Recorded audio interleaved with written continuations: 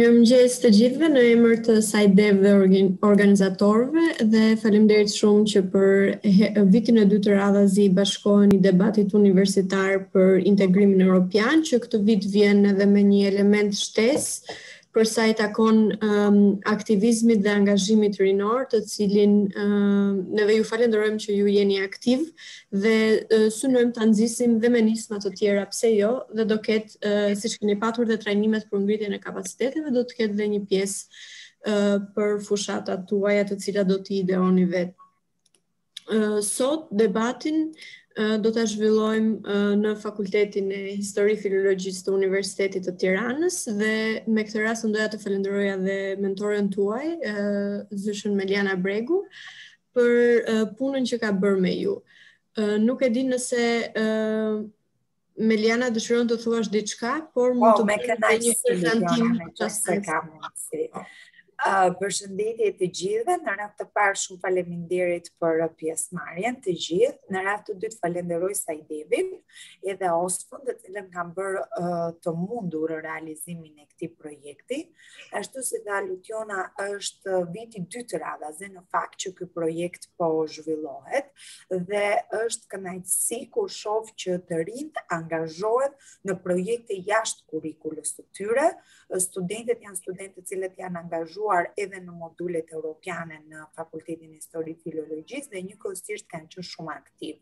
Dhe në kuadër të angazhimit të rinjve që unë mendoj duhet stimuluar dhe përkrahur në çdo moment, e kam vërtet kënaqësi që studentët kanë shfaqur interes, por mbi të gjitha që Sajdevi ka ardhur me këtë ide kaq interesante dhe që i ka dhënë mundësinë studentëve që të shprehin potencialin e tyre. Sepse në shumë raste, dhe pse kemi studenti interesuar, nuk kemi pak mundësi apo as pak mundësi që këta studentë të jenë aktiv, qoftë në akademi, qoftë në shoqërinë civile, qoftë në për projekte apo në aspekte të tjera të jetës së vendit.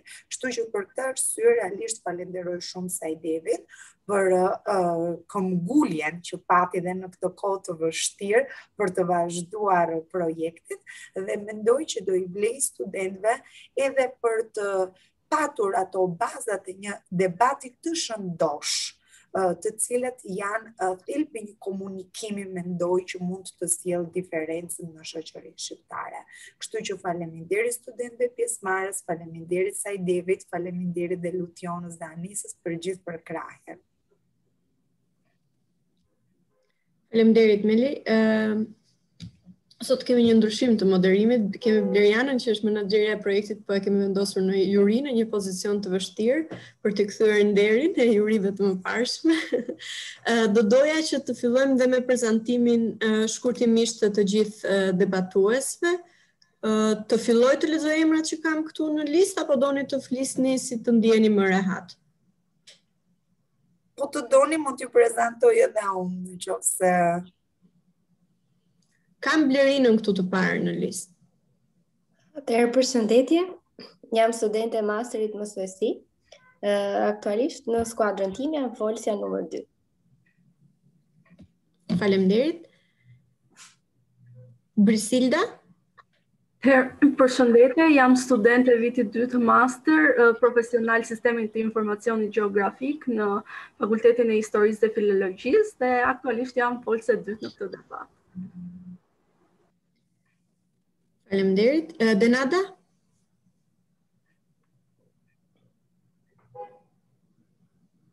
Përshëndetje, unë jam folësja numër 4, jam studente e marrëdhënieve ndërkombëtare dhe tani mezi pres që të zhvillojmë edhe debatin. Faleminderit Denada. Edhe ne mezi po presim. Eda që ka dhe lider e një nga skuadrave. Po, përshëndetje, unë jam Eda Aga, jam studente në master në vit të 2 në masterin e mësuesisë dhe jam lider e skuadrës. Faleminderit. Marime? Zela. Përshëndetje, unë jam studentja Marime Zela, studioj për mësuesi viti 2 dhe jam folësi numër 4. Jo, faleminderit. Dhe tani liderja e skuadrës tjetër? Marime tjetër? Po, Marime Gjoka, studente e vitit 2 master shkencor në marrëdhënie ndërkombëtare. Dhe me zi presim edhe që të shfaqim idetë tona në debat. Faleminderit. Në listë kam dhe Klaudien dhe Gjoanën.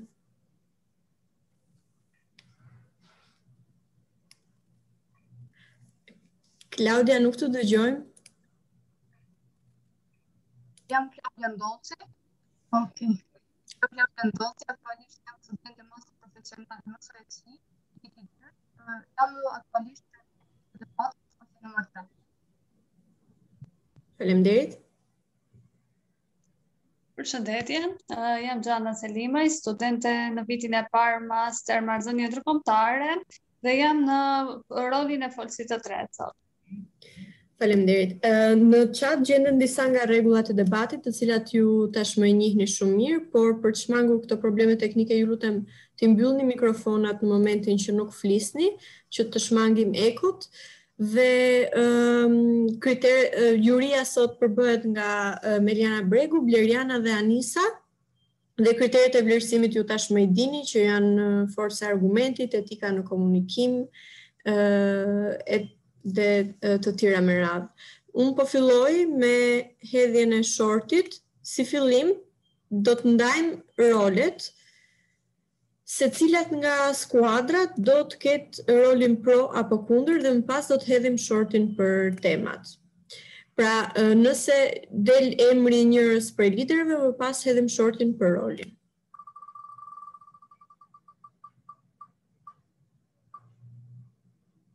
Okej. Do me thënë që do të vendosim për rolin e skuadrës së drejtuar nga Marime. Nëse do të jetë tani pro apo kundër. Edhe pak. Oh. Okej, atëherë skuadra e drejtuar nga Marime do të jetë në pozicionin kundër, mund të bëni dhe rename. Dhe ndërkohë, skuadra e drejtuar nga Eda Aga mban pozicionin pro. Për temën për cilën do të debatohet, po bëj sërish share.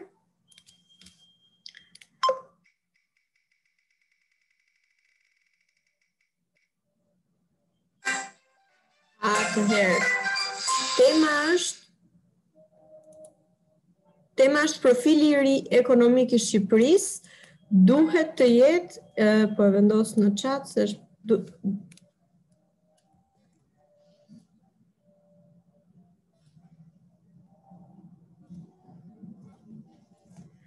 Atëherë, profili i ri ekonomik i Shqipërisë duhet të jetë i fokusuar nga sektori i teknologjisë së informacionit si me më shumë potencial të lartë zhvillimi në raport me sektorët më tradicional të ekonomisë shqiptare.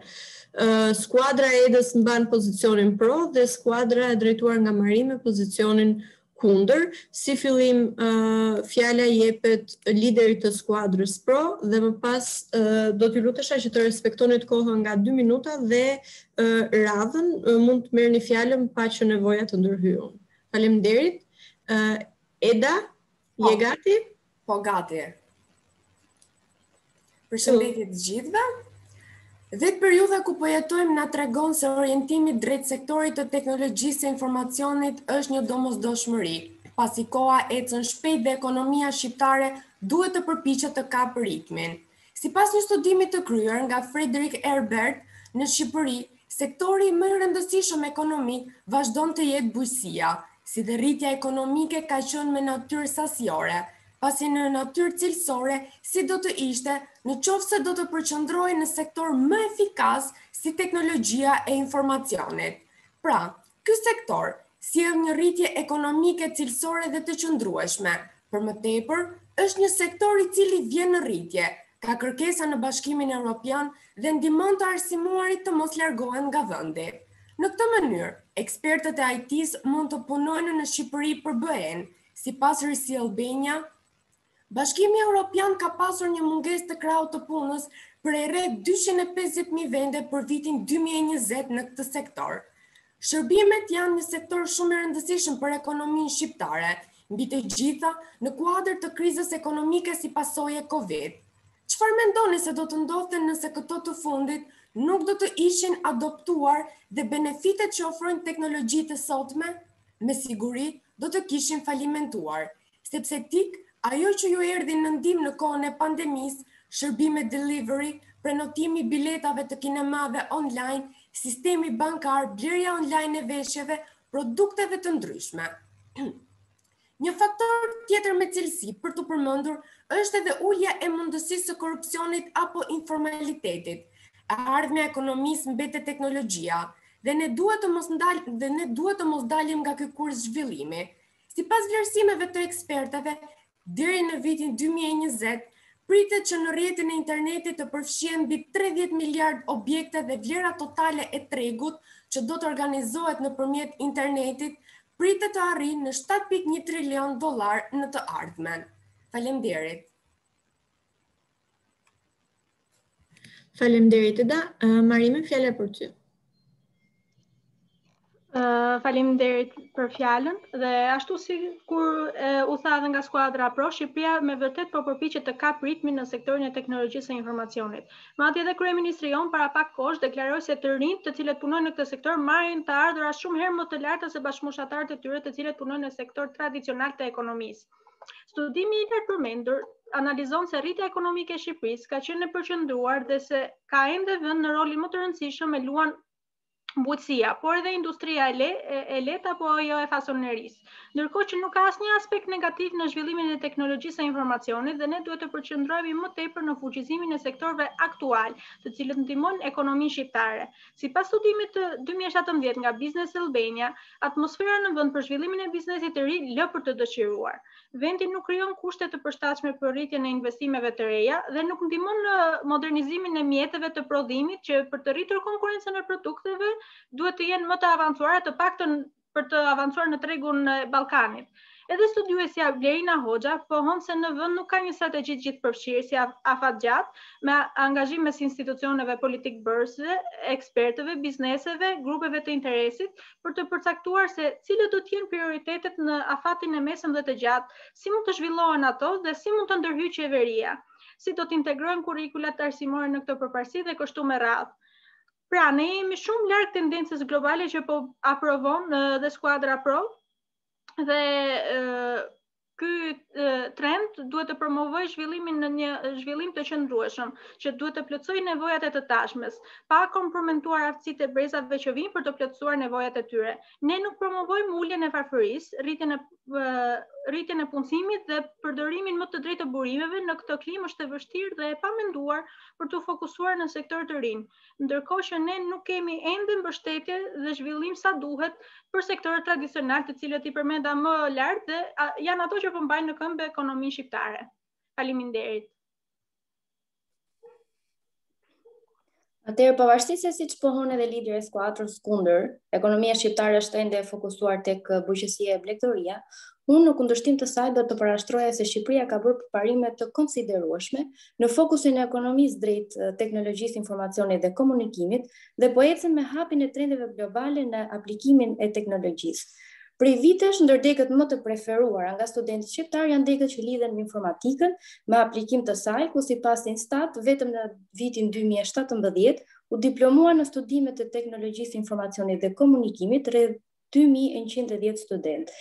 Dhe mbi të gjitha, shërbimet e TIC kanë treguar vetëm rritje nga viti në vit, ku sipas të dhënave të doganës, ekspertët e shërbimeve informatike dhe kompjuterike në vitin 2017 kapën vlerën e 30 milion dollarëve e në krahasim me vitin 2018, ato janë më shumë se të dyfishuara. Çka tregon se ekonomia duhet të jetë fokusuar te sektori i teknologjisë informacionit dhe komunikimit, një sektor që vetëm shënon rritje për shkak se vendi shënon nga viti në vit rritje të burimeve njerëzore të kualifikuara në këtë sektor. Fokusimi i ekonomisë nga sektori i teknologjisë informacionit mund të shërbejë rritjes ekonomisë që ka fuqi të tërheqë investitor të huaj në fusha si turizmi, por jo vetëm, për të cilën jemi krahasimisht më të avantazhuar se Ballkani Perëndimor. Në dekadën që lan pas, Shqipëria tregoi rritje të shërbimeve informatike vendase dhe të huaja. Në vend operojnë kompani si Lufthansa Industry Solution, një ndër ofruesit më të mirë të shërbimit të IT-s në Gjermani për 2019, por edhe kompani shqiptare si Landmark Technologies, që kryesisht ofrojnë shërbime për tregun botëror. Këto janë kompani të cilat në epokën digjitale që ne po jetojmë i ofrojnë vendit një potencial të madh në krahasim me sektorët tradicional, të cilët deri diku kanë qenë prioritar në Shqipëri. Faleminderit. Pavarësisht pohimeve të skuadrës pro, ne gjykojmë kundër fokusimit të ekonomisë tek sektori i teknologjisë së informacionit në raport me sektorët e tjerë, pasi dhe shifrat tregojnë se ky nuk është sektori më fitimprurës në vend. Sipas Instat, në tremujorin e fundit të vitit 2018, sektorët të cilët ndikuan në rritjen e ekonomisë së vendit ishin industria, energjia, bujqësia, ndërtimi dhe transporti. Instat bën gjithashtu të ditur se energjia pati rritjen më reale në prodhimin e brendshëm bruto me 79%, e ndjekur më pas nga aktiviteti i bujqësisë, pyjeve dhe peshkimit me një rritje prej 1.48%. Ndërkohë, aktiviteti i sektorit të teknologjisë së informacionit dhe komunikimit shfaq një rënje me 5.81%. Shqipëria nuk është gati që të shndrojë sektorin e teknologjisë dhe informacionit në sektorin primar të ekonomisë, pavarësisht trendit global të këtij sektori. Territori shqiptar përmban hapësira të mëdha të tokave bujqësore, ofron mundësi për shfrytëzimin e peshkimit, pyjeve, ndërtimit dhe energjisë. Prandaj këto sektore konsiderohen kryesore në ekonomisë shqiptare.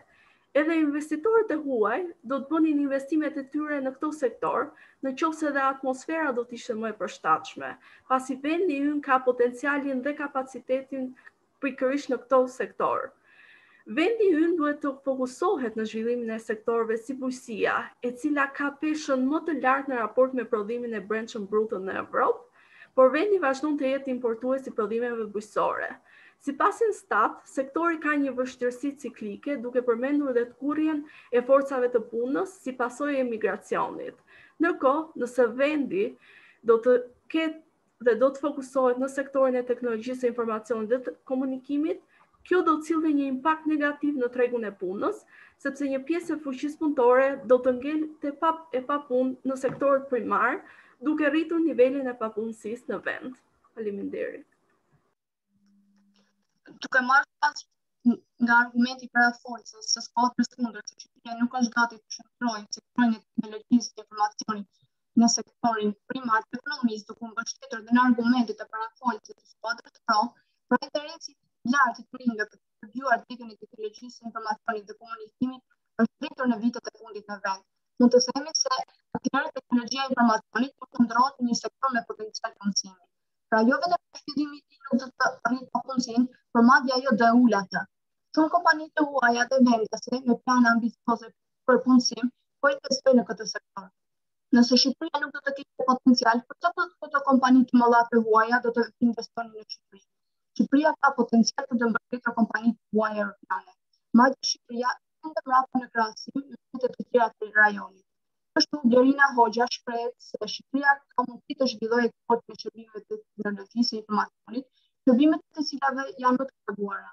Vendet e rajonit po injektojnë në ekonominë e tyre miliona euro nga zhvillimi i eksportit të shërbimeve të IT-s, por Shqipëria ende mbetet e nënzhvilluar edhe në këtë aspekt, për shkak të trupës së kufizuar të burimeve njerëzore që duan gjigantëve botëror të IT-s. Pra, për të përgjigjur kësaj kërkese botërore, ne do të investojmë në fushën e teknologjisë së informacionit dhe komunikimit. Për skuadrën kundër, e cila argumenton se fokusi i ekonomisë së Shqipërisë do të vazhdojë të jetë një ndër sektorët tradicional, do të thoja se në gjithë këtë dekatë e fokusuar në sektor që mbështesin. Çfarë zhvillimi ka arritur ekonomia shqiptare? Faleminderit. Jam dakord me parafolse në aspektin që interesi i të rinjve drejt studimit statik ka pasur një rritje vitet e fundit në vend, por e kundërshtoj në argumentin se kjo rritje ka bërë Shqipërinë me potencial të jashtëzakonshëm në fushën e shërbimeve të IT-s. Shqipëria ka një ekonomi të vogël dhe ashtu si deri tani është vetëm një konsumatore e produkteve digjitale. Ashtu si kundër më parë, kur ekonomia shqiptare ka bler nga jashtë makineri të reja, kompjutera, programe, ashtu edhe tani ajo do të shpenzoj fonde për blerjen e softeve dhe pajisjeve inteligjente.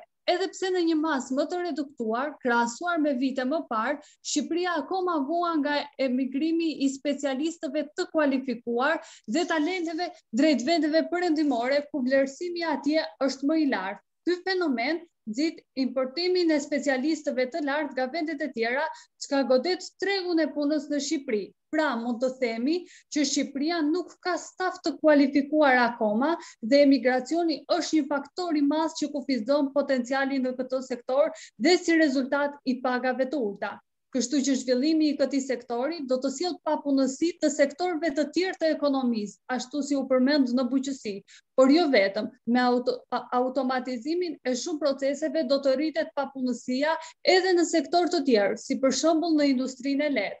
Shqiptarët emigrojnë nga mungesa e punës, sipas Eurostat. Lejet e qëndrimit të dhëna për shqiptarët për arsye punësimi ka shënuar rritje në vitet e fundit, duke mbështetur edhe me shifra largimin e profesionistëve. Ndërkohë që kemi probleme madhore pa zgjidhje, ne nuk mund të ecim drejt një sektori të ri.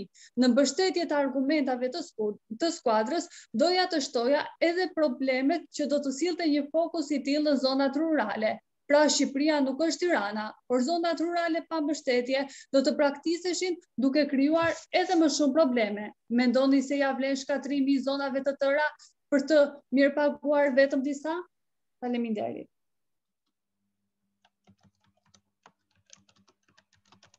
Bie dakord nga parafolësit përballë për sa i përket faktit se ekonomia shqiptare ka blerë nga jashtë makineritë e reja, kompjuteret, programet dhe tani ajo do të shpenzojë fonde për blerjen e softeve dhe pajisjeve inteligjente.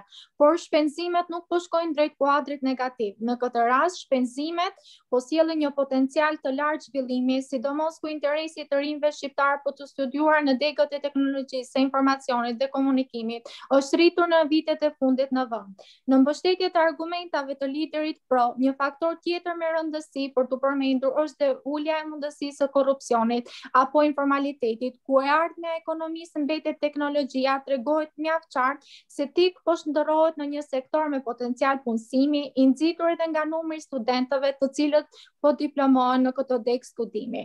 Shumë kompani të huaja dhe vendese me plane ambicioze për punësim po investojnë në sektor dhe nuk mund të themi se Shqipëria nuk ka një staf të kualifikuar akoma dhe emigracioni është një faktor i madh që kufizon potencial në këtë sektor. Shqipëria ka nevojë të dalë në tregun ndërkombëtar si pasojë e tregut të limituar vendas. Mund të them se ka produkte dhe module të zhvilluara në Shqipëri, të cilat mund të përdoren edhe në rajon apo në gjër.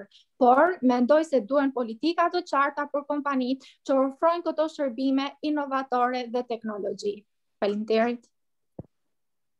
Duke vazhduar të mbështes dhe argumentat e liderës time të skuadrës, theksoj se Shqipëria, si një vend i vogël me një ekonomi tradicionale, nuk është akoma gati të bazohet kryesisht në sektorin e teknologjisë, jo sepse jemi kundër zhvillimit të këtij sektori, por sepse duan adresuar problemet e tjera që ka ekonomia shqiptare. Por, duke dëgjuar dhe ato që sapo parafolsja pro që pohoi, në lidhje me politika që duhet të marrin kompani për të ofruar shërbime sa më inovatore, ne jemi kundër, sepse vendi ynë dihet shumë qartë që nuk ka kapacitetin dhe të investojë në kompanitë që të ofrojë shërbime sa më inovative. Gjithashtu theksoj që zhvillimet teknologjike nuk ecin me të njëjtën shpejtësi në vende të ndryshme, duke marrë parasysh pengesat e krijuara nga mungesa e zhvillimit shkencor, pengesat artificiale të sistemeve ekonomike dhe politike. Për post faktit, ne nuk jemi gati të harrojmë as pjesën e largimit të punojësve të kualifikuar dhe të pakualifikuar dhe orientimi i ekonomisë shqiptare drejt sektorit inovativ. Padyshim, por që është më e përshtatshëm për sistemin tonë ekonomik, do të sillte në një rritje papunësie.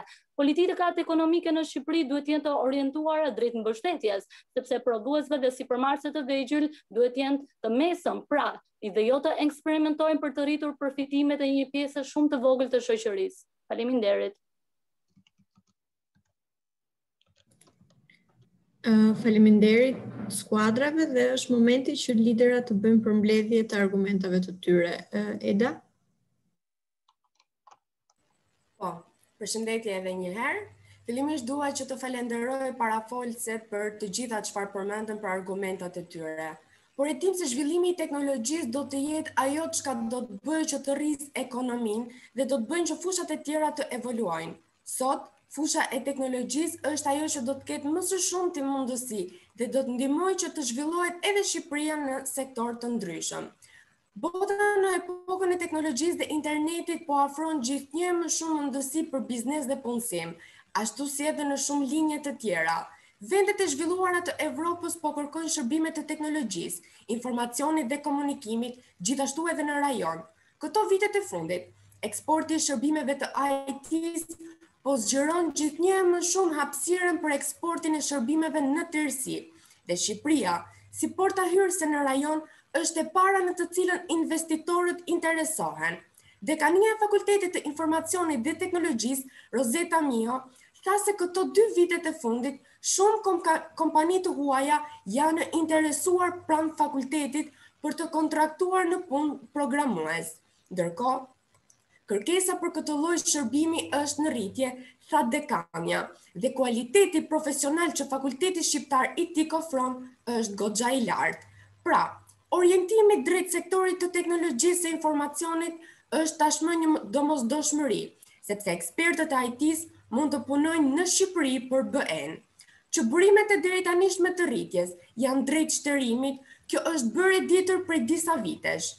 Që vendit i duhet një model i ri që do ta riorientonte drejt një zhvillimi të qëndrueshëm, edhe kjo nuk është më një sekret. Dhe ne mendojmë se sekreti i zhvillimit të ekonomisë shqiptare është zhvillimi i teknologjisë së informacionit. Faleminderit.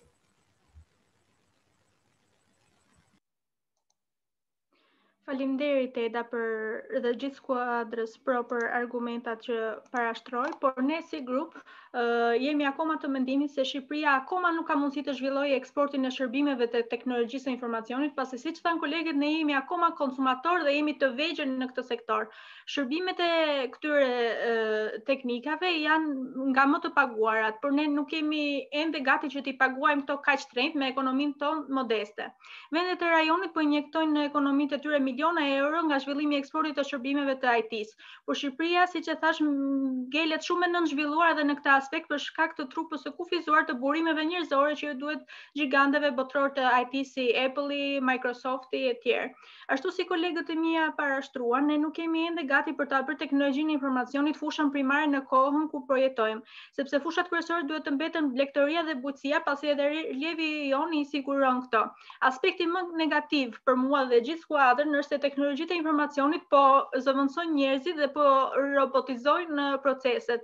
Dhe siç e nënvizuan dhe kolegët, është rritja e papunësisë, që me të vërtetë koha e përfitimit të një produkti do të jetë më e shkurtër, por do të ngelen shumë njerëz të papunë. Dhe këto procese do të automatizohen dhe do të ulet dhe ndër aktiviteti njerëzor, që është tetë i rëndësishëm për një midis të punës, që të ulet dhe stresi dhe shëndeti mendor i njerëzit të jetë akoma të jetë optimal. Sigurisht ne nuk duhet të ngelim mbrapa, por a jemi gati që ta marrim këtë hap në këtë moment? Duhet zgjidhur problemet aktuale, mendoj unë, në këto momente dhe më tej të avancojmë në hapa galopant, në momentin që këtu ka endje shkëputjet e energjisë elektrike dhe të mosqasjes në rrjet, që e provuan dhe stuhit e rreshjet e disa ditëve më parë, dhe këtu ka ende mosqasje në rrjet edhe në fshat rajon më larg se 30 kilometra larg Tiranës. Dhe gjithashtu nuk duhet harruar se teknologjia gjithnjë më shumë po bëhet e rrezikshme, edhe me vjeljen e të dhënave, si me problemet që i shohim sot me ndërhyrje në rrjetet WhatsApp, dhe krimi kibernetik po bëhet akoma dhe më i arritshëm. Në përfundim, mendoj dhe theksoj fort se ne nuk kemi akoma gati për të ndërmarrë këtë hap dhe se duhet të mbështetemi në sektor që ka hershëm kanë qenë pikat mbështetëse të ekonomisë tonë, që janë bujqësia dhe blegtoria. Faleminderit. Faleminderit të dyja skuadrave për debatin shumë cilësor, këtë më lejohet ta them. Dhe që keni respektuar njëri tjetrin dhe nuk keni patur ndërhyrje apo ndonjë polemik në sensin të një debati në përputhje jo në përputhje me rregullat. Tani është momenti i debatit të dy liderëve, Marimes dhe Edës, meqense pozicionet i kishit Marime kundër këtë radhë dhe Eda pro, do të ndrojmë, kështu që tani Marime e kalon në mocionin pro dhe Eda kundër. Për temën do të hedhim shortin. Vetëm një sekond, ju lutem. Atëherë, për debatin e dytë janë vetëm dy tema. Dhe do të shohim tani se cilin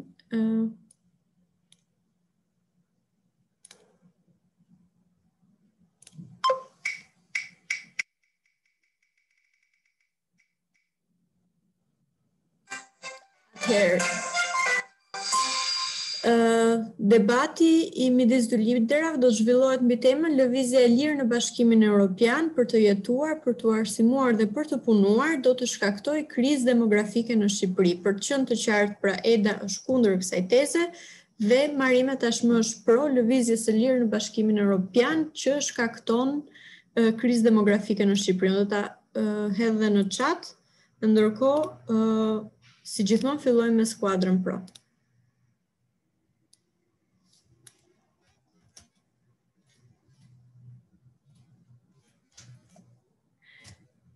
Marime, nëse ke nevojë mund edhe ta rilexosh temën dhe nëse ka ndonjë pyetje para se të fillojmë debatin.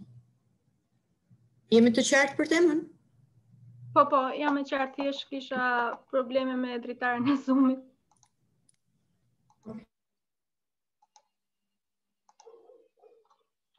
Atëherë, unë me qëndrimin pro, po hoj tezën që lëvizja e lirë në Ballkan do të shkaktoj krizë demografike dhe ne të gjithë besoj se jemi dëshmitar të kësaj, sidomos me 5 vitet e fundit ku dhënat tregojnë se shumë të rinj janë larguar nga Shqipëria, jo vetëm të rinj, po janë larguar me familje dhe që në hapjen e dritës jeshile për të lëvizur lirshëm, sidomos drejt shtetit gjerman dhe në zonën Schengen, për të paktën jemi të vetëdijshëm se të gjithë se nevoja ka qenë, lëvizja ka qenë në favor të krizës demografike në Shqipëri, ndonë se kjo lëvizje realizohet kur shumë persona ndoshta edhe nuk ka një ide të qartë se pse këta po lëvizin. Siç e përmenda, lëvizin më shumë në shtetin gjerman ose në shtetin grek, sidomos në sezonin e verës ku janë plantacionet me fruta perime, janë kryesisht këto fusha ku të rinjt emigrojnë dhe punojnë. Dhe ishin pikërisht politikat sociale të shtetit gjerman që bën me mira banor të largohen nga vendi që nga 2013. Dhe këto e faktojnë edhe raportet nga Instat. Ofertat e punësimit, sidomos për mjekët, që ne po e shohim dita ditës që po na largohen gjithnjë më shumë, bën që të rritën kërkesat për viza në ambasadën gjermane ku radhët çdo ditë janë teje të gjata. Krizës demografike dëshmojnë edhe lindjet, të cilat për fat mirë sërish të i kalojnë vdekjet, por duket se në moshën mesatare nga 28.9 vjeç që ka qenë më parë, ka ardhur duke u rritur dhe ka shkuar 33.3 vjeç brenda pak viteve në Shqipëri. Është pohuar gjithashtu se vendi është në një emergjencë demografike si nga sociologët, ashtu edhe nga studiues të tjerë, sepse kjo lëvizje e popullatës është bërë jo vetëm nga të rinj të veçarë, por edhe nga familje shqiptare. Eksodi nga Ballkani ka qenë kryesisht i shtyrë nga varfëria dhe jo nga rastet e kërkesave për azil për shkak të luftës dhe dëbimit etnik për përndjekje, siç mund të aludohet, por ka qenë pikërisht situata e vështirë ekonomike, ndoshta ndonjëherë edhe një mos orientimi të rinjve se çfarë duan dhe ndoshta emigrimin e shohin si shansin e vetëm. Ndër arsyet kryesore që nxorën qytetarët shqiptar për të larguar nga vendi, jemi në limitet e kohës, Marime, të 2 minutit, kështu që nëse mund ta përmbledhësh argumentin tënd. Gjithë ajo çka dua të them është se ka qenë pikërisht ekonomia ajo që i ka detyruar të rinjt të largohen dhe krahu i lirë i punës, çka po sjell dhe një përplasje të emigrantëve në vetë këto shtete që po shkojnë dhe jemi vetë koshien dita ditës se sa shumë po largohen dhe pikërisht kjo lëvizje e lirë e ka shkaktuar këtë dhe jo më parë kur kemi pasur vizat.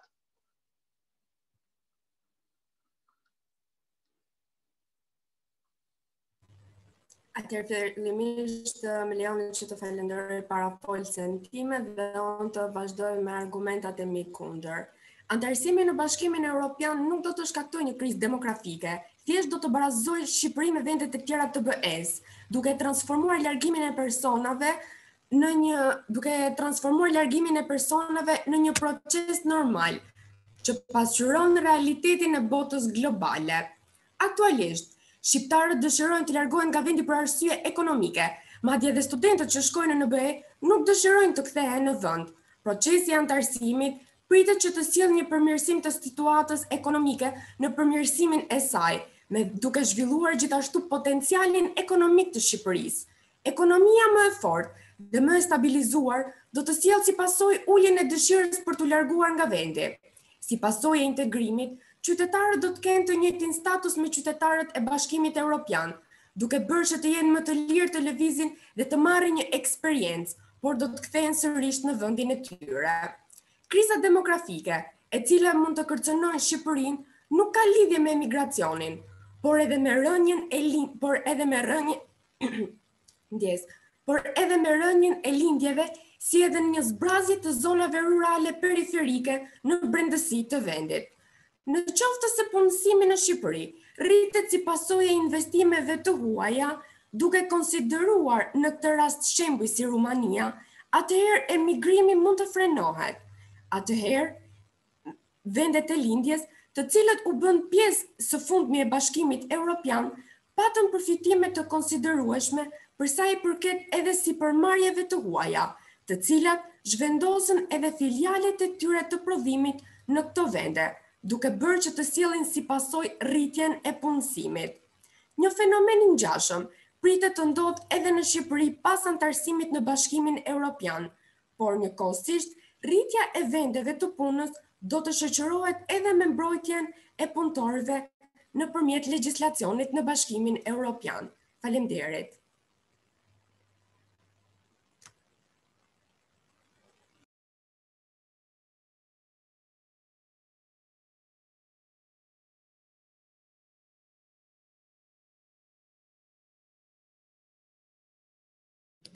Marime, fjala është për ty.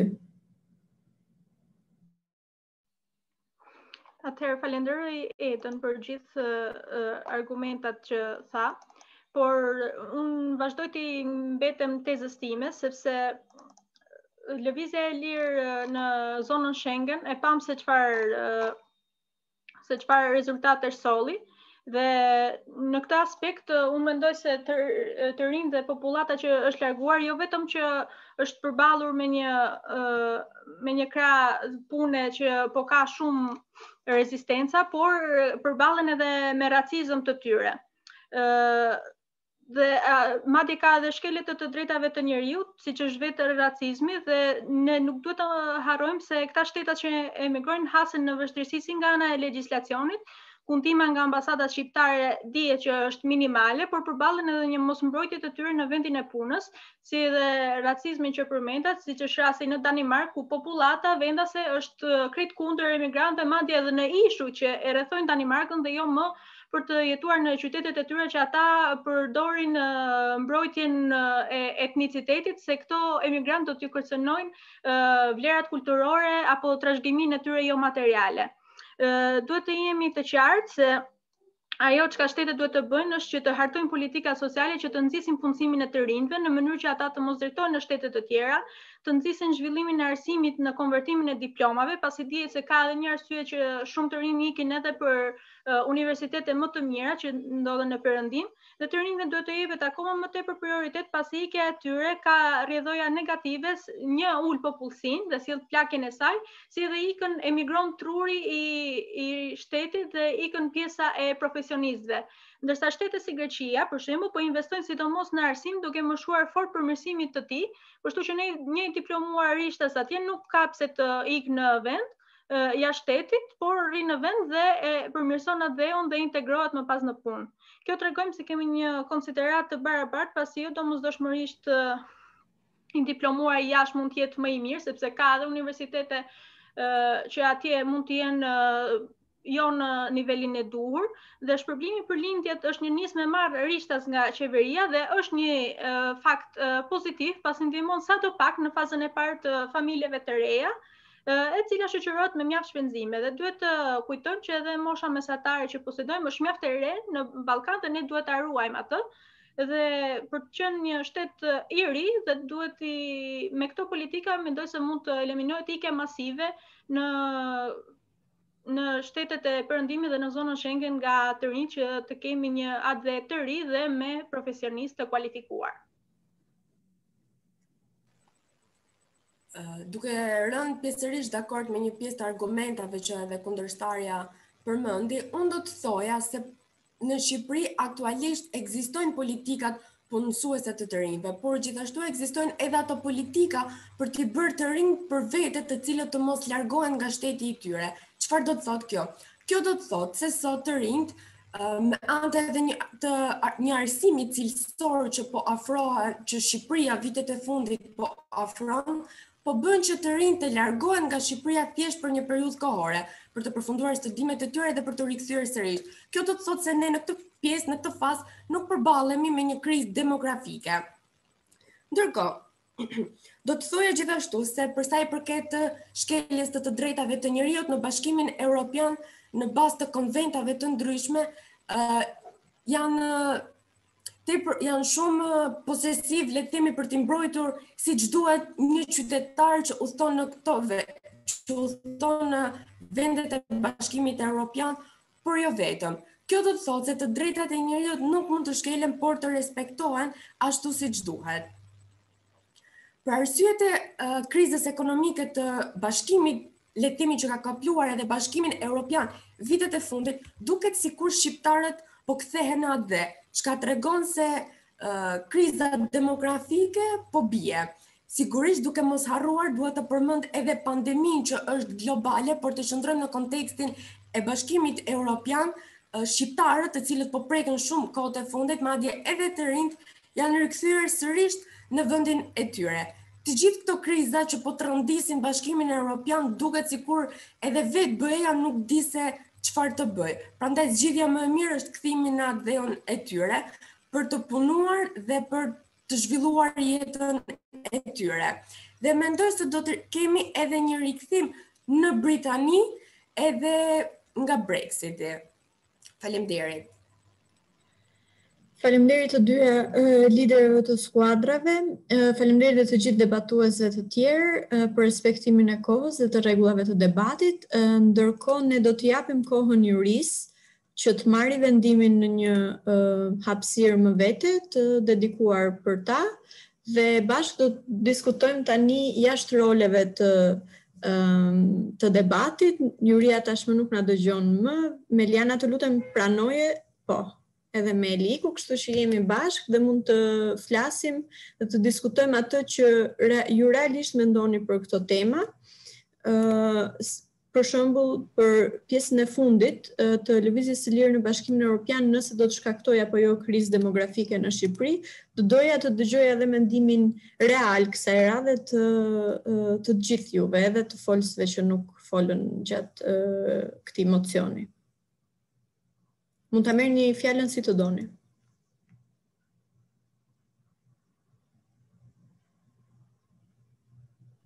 Atëherë mundem, nëse nuk pengoj ndonjërin, okay. Jam Lerina Doda, në debatin që u zhvillua isha folësja 2. Për sa i përket temës, si fillim falenderoj edhe dy liderët, sepse patën një debat goxha në nivel të lartë.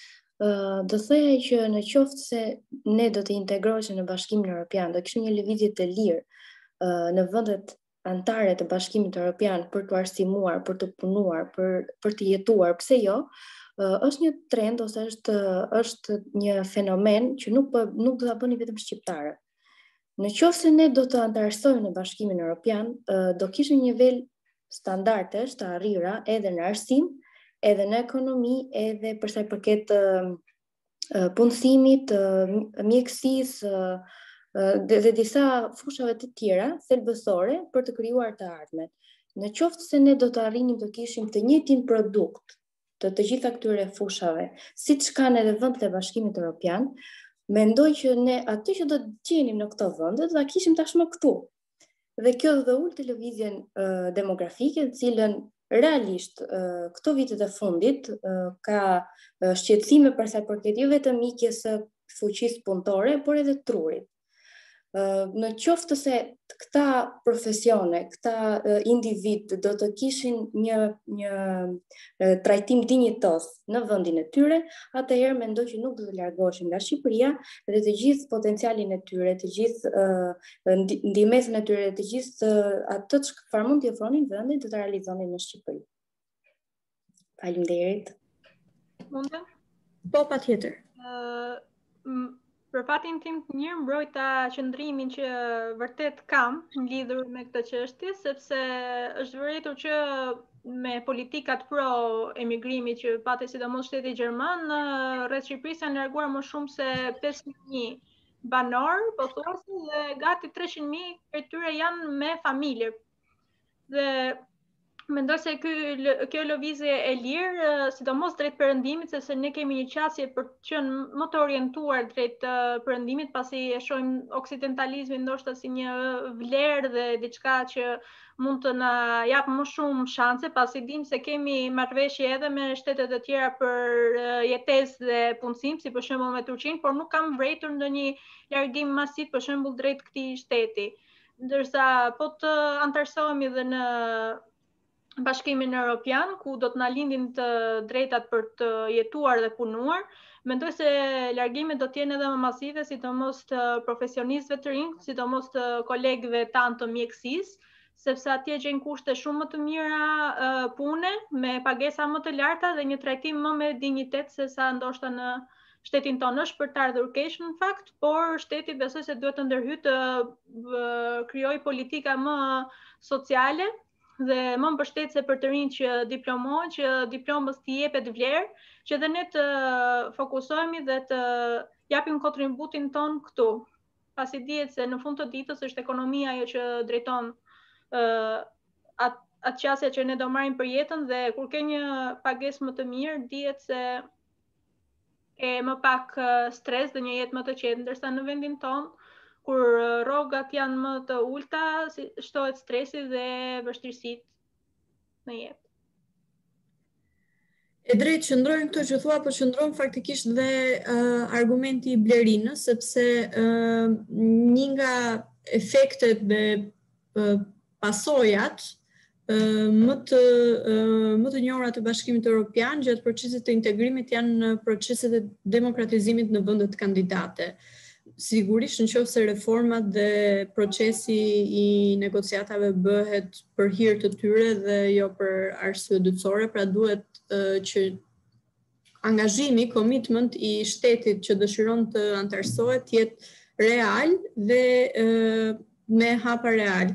Dhe në këtë moment pasoja është pozitive në këtë rast, është demokratizimi i vendit që çon në të gjitha këto përmirësime të kushteve ekonomike, sepse patjetër që ekonomia dhe qeverisja janë të ndërlidhura ngushtë me njëra tjetrën, po dihet që demokracia është prerekuizit dhe parakusht në fakt për funksionimin e ekonomisë, kështu që të shpresojmë që të jetë edhe ky rasti i vendit tonë.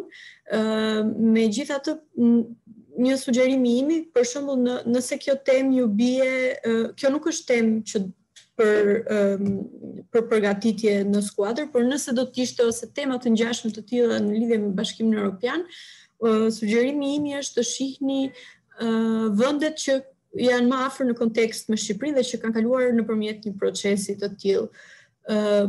Tani neve kemi një histori të veçantë, çdo popull do thoshte kemi historinë e veçantë, po dhe për nga ana e historisë politike dhe regjimi i mëparshëm që kemi patur ka tipare më të ashpra në krahasim, po themi, me fqinjët në Ballkan dhe Jugosllavi, por për shembull mund të krahasohet si regjim me atë të Ceaușescut, kështu që ndoshta mund ta merrni Rumaninë në këtë rast si krahasim. Nga ana tjetër, Rumania ka një popullsi dhe ekonomi më të madhe dhe në këtë aspekt mund të shihni edhe Kroacinë. Kështu që do ishte mirë që për raste të tilla të merrni shembull që janë sado jo plotësisht pak të afërt me ne. Okej, kemi Jurin që është rikthyer, besoj pas një vendimi të vështirë, nuk e di si e keni ndarë radhën e të folurit alfabetike. Thuajse. Anisa. Atëherë ju faleminderit shumë të dy skuadrave. Më pëlqeu shumë debati juaj, mënyra se si u pozicionuat, sa shpejt e morët temën, e morët veten shumë shpejt, edhe pse tema ishte paksa jo e gjitha e fushës tuaj, e backgroundit tuaj. Më pëlqeu shumë të dyja grupet. Doja vetëm të shtoja një pjesë që e kam hasur debatet të tjera, që kur nisni dhe keni një argument tuaj, vazhdoni dhe replikoni me argumentet që jep kolegu juaj kundërshtar. Ju jeni pak të orientuar në atë që keni mësuar veçmas në shtëpi apo në klasë, në klasë, dhe pastaj të përgatitur gjithmonë për atë që keni për të thënë ju. Duhet të jeni edhe në mënyrë me njëri tjetrin të koordinoheni. pra mos të vazhdoni dhe vetëm rrjedhni logjikën tuajën. Kur keni një argument nga pala kundërshtare, fokusohuni një te argumenti që pala kundërshtare ka nxjerrë në pa dhe pastaj vazhdoni tezën tuaj. Kjo ishte thjesht për të vendosur pikat mbi i, por ishit shumë të mirë të dyja skuadrat. Faleminderit nga Naimi. Faleminderit. Bleriana, tako mua? Po, të lutem. Okay. Faleminderit Anisa, faleminderit për vlerësimin, faleminderit gocave për pjesëmarrjen, vërtet ishit shumë mirë. Unë e di që ju e kishit me shumë merak këtë temë dhe ishit të bindura që nuk do ju binte kjo temë. Por gjithsesi ja dolët vërtet shumë mirë. Kështu që komplimenta dhe shumë faleminderit për punën që keni bërë, për seriozitetin që keni treguar, edhe në këtë kohë që unë e di që nuk është e thjeshtë fakti që ne nuk takohemi fizikisht, nuk keni një shkëmbim mendimi me njëra tjetrën, çdo gjë e kemi bërë në WhatsApp nëpërmjet video callit, edhe njëkohësisht jeni edhe në prag provimesh, kështu që di të gjitha impenjimet tuaja dhe ju falenderoj për të gjithë seriozitetin dhe angazhimin që patët në debat. Dhe vërtet komplimente sepse ja dolët shumë mirë. Kështu që për këtë do të vazhdojmë të studimet, mos keni frikë, sepse mund të eksploroni edhe në fusha të reja, që nuk janë mbas ato fushe që ju kishit menduar, por që vërtet mund t'ju sjellin të papritura shumë të këndshme. Kështu që vazhdoni në këtë mënyrë. Faleminderit dhe për aktivizimin. Lerian. Faleminderit Meli, Anisa edhe Lutiona gjithashtu, po mbi të gjitha faleminderit të gjitha vajzave debatuese sot. Unë vetëm mund t'i bëj eko dhe të më shoj edhe më shumë mesazheve që dha Meli dhe Anisa që jam plotësisht dakord. Ju ishit të teta shumë të mira dhe unë ju përgëzoj jashtëzakonisht shumë për mënyrën se si e paraqitet veten, për argumentat, për evidencat, për etikën që ruajtet në komunikim, edhe për ato vlera, po themi, të profesionalizmit, të tolerancës dhe të integritetit që ju të quat përmes debatit sot, edhe në fund të ditës kjo është edhe ajo që ne synojmë që të arrijmë. Dhe normalisht edhe në diskutimin që patëm në hapësirën e jurist, nuk është se ishte lehtë të zgjidhim një skuadër fituese dhe humbse, sepse në gjykimin ton ju jeni të dyja palët fituese, sepse ishit përgatitur shumë mirë, me shumë seriozitet, e kjo është jashtëzakonisht për t'u vlerësuar. Edhe pse kishit një temë të vështirë, në fakt të dyja temat që nuk janë domosdoshmërisht të fushës suaj të studimeve, ju gjithsesi u paraqitët shumë mirë, kështu që ju përgëzoj jashtëzakonisht shumë.